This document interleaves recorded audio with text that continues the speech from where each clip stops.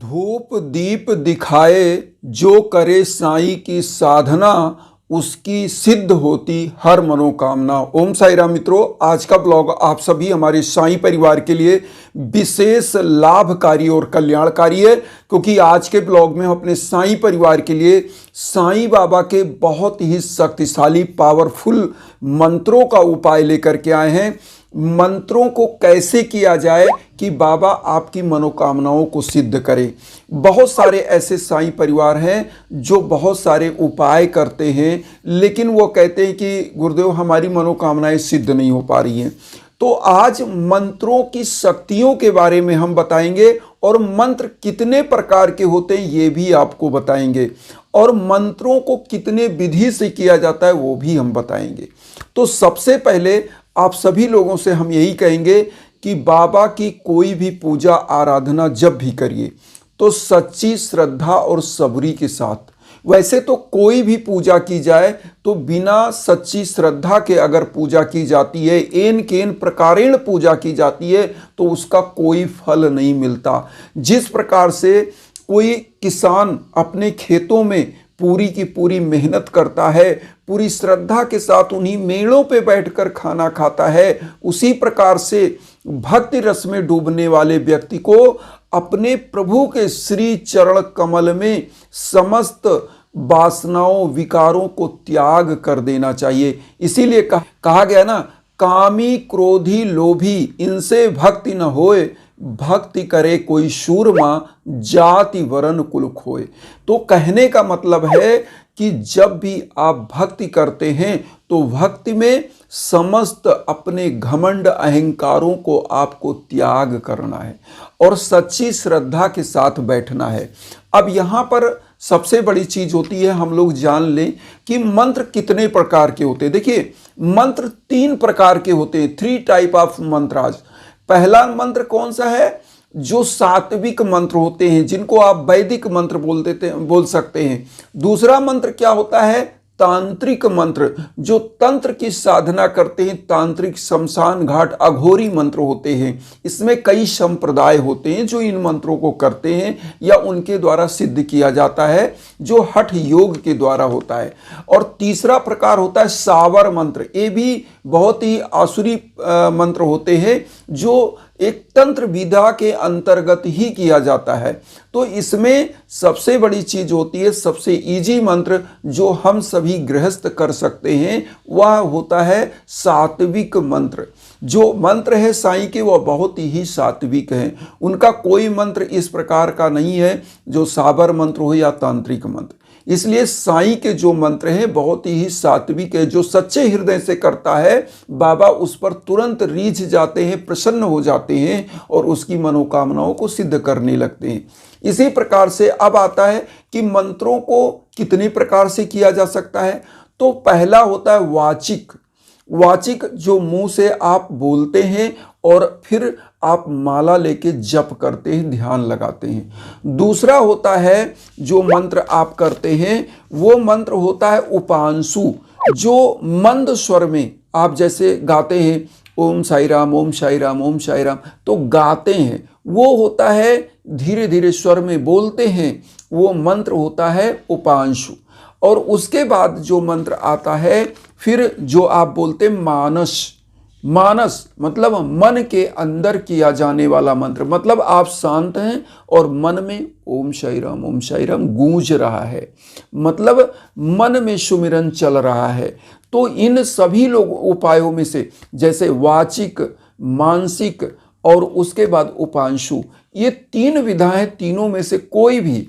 और यहाँ पर आता है, बहुत सारे लोग पूछते हैं कि गुरुदेव बाबा के जो है मंत्र करने के लिए कौन सा माला ले। तो देखिए, कर माला से भी आप कर सकते। कर माला उंगलियों पर, अगर उंगलियों पर आप नहीं कर सकते मंत्र तो आप माला ले लीजिए।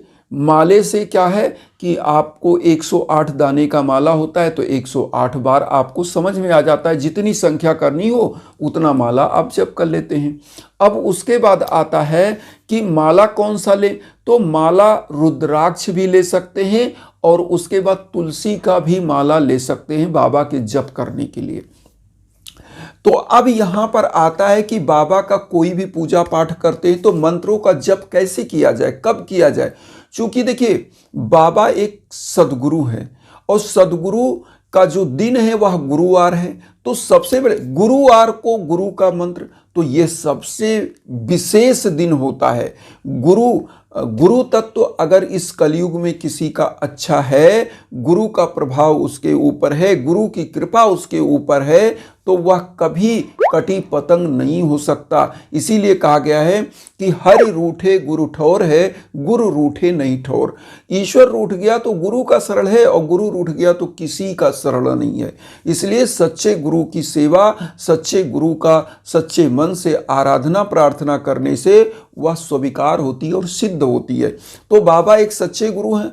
अब उनकी कोई भी मंत्र आपको करना है तो कैसे करना है, सबसे पावरफुल मंत्र कौन से है, सबसे पहले जान लीजिए। देखिए बाबा का जो मंत्र है साईं गायत्री महामंत्र, तो ये सबसे पवित्रतम मंत्र है। ओम शिरडी वासाय विद्महे सच्चिदानंदाय धीमहि तन्नो साईं प्रचोदयात्। ये सबसे पवित्रतम मंत्र है क्योंकि इसमें गायत्री लगा है और जहां गायत्री लग जाता है वह सबसे पवित्र मंत्र होता है। ऐसी मान्यता है कि अगर गायत्री मंत्र का जप किया जाए तो आपकी वाणी सिद्ध हो जाती है, आप जो बोलते हैं वह सही होने लगता है। तो साईं गायत्री महामंत्र का जप आप कर सकते हैं। उसके बाद ओम साई राम, ओम प्रणव मंत्र है और साईं गुरु है और राम भगवान जिनको हम मानते हैं कि जिन्होंने हमारे जीवन को उद्धार किया, अपने मर्यादा पुरुषोत्तम होकर भगवान राम ने दुनिया को एक मैसेज दिया और इस धरा से आतताइयों का अंत किया। तो उन्होंने सृष्टि में अपने रहते हुए एक मर्यादित जीवन जी करके लोगों को एक मैसेज दिया। तो यहाँ पर साईं राम और ओम जो प्रणव मंत्र होता है, प्राणदायिनी मंत्र होता है, वह जुड़ा है ओम साई राम। तो सबसे पावरफुल मंत्र हो गया क्योंकि गुरु भी है और राम भगवान भी जुड़े हैं, ओम भी जुड़ा है जो ओंकार होता है। तो ये जुड़ा है तो ये भी पावरफुल मंत्र है। तो मैं कहता हूँ इन दोनों में से, और उसके बाद तीसरा ओम श्री साई नाथाय नमः, ओम श्री साई नाथाय नमः। ये सब पावरफुल मंत्र है। वैसे तो बाबा के 11 वचन भी बहुत ही अच्छा माना जाता है। मैं तो सबसे कहता हूँ कि आप कहीं भी रहे बाबा का 11 वचन बोलें तो आपका कॉन्फिडेंस बूस्ट होता है। बाबा आप पर प्रसन्न रहते हैं, उनकी कृपा सदैव बनी रहती है। अब यहाँ पर आता है, चूंकि हम मंत्रों की बात कर रहे थे तो वैसे तो साईं बाबा की साईं चालीसा, साईं बावनी, 11 वचन और उसके बाद साईं सच्चरित्र। साईं सच्चरित्र सबसे पवित्रतम ग्रंथ, बाबा के चरित्र का वर्णन है, बाबा की लीलाओं का वर्णन है और बाबा ने क्या समाज के लिए किया, उससे आपका कॉन्फिडेंस बढ़ता है, श्रद्धा जागृत होती है। और जहाँ पर सदगुरु की जो है लीलाओं का वर्णन किया जाता है या उनका गायन किया जाता है, उनका पठन किया जाता है, पाठ किया जाता है, तो उनकी कृपा बनती है, आपके अंदर सद प्रवृत्तियां जागृत होती हैं।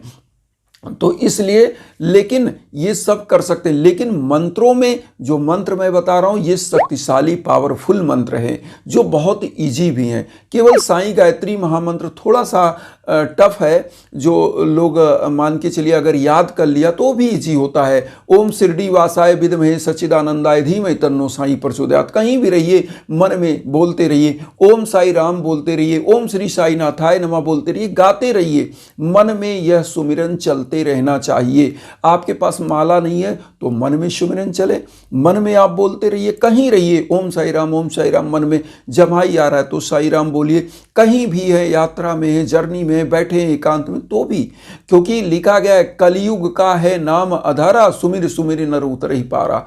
कलयुग का नाम ही, भगवान का नाम ही कलयुग में सबसे बड़ा आधार है। कहा जाता है कि भगवान राम से बड़ा उनका नाम है, तो भगवान से बड़ा उनका नाम ही है। नाम का जप करते हैं, सुमिरन करते हैं तो आपकी जीवा सिद्ध होती है, आपकी वाणी सिद्ध हो जाती है और परमात्मा सदैव आपके साथ रहते हैं। तो यहाँ पर आप कहते हैं कि माला जप करने के लिए कैसे किया जाए, तो आप ब्रह्म मुहूर्त में जगने की आदत डालिए। सुबह का जो मुहूर्त होता है, ब्रह्म मुहूर्त होता है, वो परमात्मा ऐसी मान्यता होती कि इस धरा पर उस समय निवास करते हैं ब्रह्म बेला में।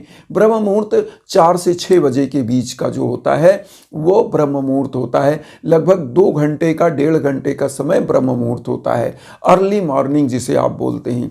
तो ऐसे समयों में आप उठिए और उसके बाद नहा धो करके दैनिक क्रियाकलाप से निवृत्त होकर स्वच्छ वस्त्र धारण करिए और बाबा को पीले आसन पर स्थापित करिए। एक घी का दीप जलाइए और उसके बाद एक धूप बत्ती जलाइए और उसके बाद माला लेके, चाहे कर माला से चाहे मानसिक, अपने मन के अकॉर्डिंग जितना मंत्र आप कर सकते हैं उतना मंत्र जप करिए। और जप करने के बाद इसका फल तभी मिलता है कि जब गरीबों दीन दुखियों को आप दान करते हैं। भोजन दान करिए समय समय पर। डेली आप नहीं कर पाते कोई बात नहीं, लेकिन कहीं भी मंदिर जाएं, कहीं भी समय आए, आप कहीं से 4 पैसे कमा रहे हो तो उसमें से दान दक्षिणा निकालिए। तो ऐसी मान्यता होती है कि अगर जाने अनजाने में किसी भी तरह से आपसे पाप से कमाई हो गई तो वह जो अंश निकाला जाता है वो पाप का अंश निकल जाता है और जो धन आपके पास होता है वह अंश हो जाता है दान का अंश, धर्म का अंश। तो धर्म का अंश जब हो जाता है तो वो मान लीजिए आपने 100 रुपये कमाया और 10 रुपये दान किया ना, तो 90 रुपये जो बचा वह 90 अरब के बराबर हो जाता है, क्योंकि वह जहाँ लगाएंगे वह आपको अच्छा और शुभ फल देगा और आपके बच्चों का कल्याण करेगा, आपका कल्याण करेगा। तो बाबा का कोई भी मंत्र करने के लिए बस आपको धूप दीप जला करके गुरुवार के दिन से आप शुरू कर लीजिए, आपका कल्याण ही कल्याण होगा। एक चीज़ और बता दें कि जब आपके जीवन में भीषणतम बाधाएं चल रही हों, आपके जीवन में, आपके घर में रोग दोष कलेश विकार हो, युवा बच्चे बच्चियां सफल ना हो, शादी विवाह में दिक्कत चल रही हो, ऐसे समयों में आपको क्या करना चाहिए? यज्ञ याजन हवन जरूर कराना चाहिए अपने नाम गोत्र पर संकल्प करा करके। और जब आपके लिए मंत्र का जप होकर हवन होता है तो आप चाहे विश्व के कहीं भी कोने कोने में बैठे हो, वह ऊर्जा आप तक पहुंचती है और आपका कल्याण होता है। इन्हीं भावनाओं के साथ एक चीज और कहेंगे कि वसुधैव कुटुंबकम की जो भावना हम लेकर चलें, उसमें आप सभी लोग चैनल को सब्सक्राइब करके अपना आशीर्वाद दीजिए। उन साई भक्तों तक वीडियो को जरूर शेयर करिए जो किन्हीं कारणों से कष्ट में, दुख में। इसी भावना के साथ ओम साई राम।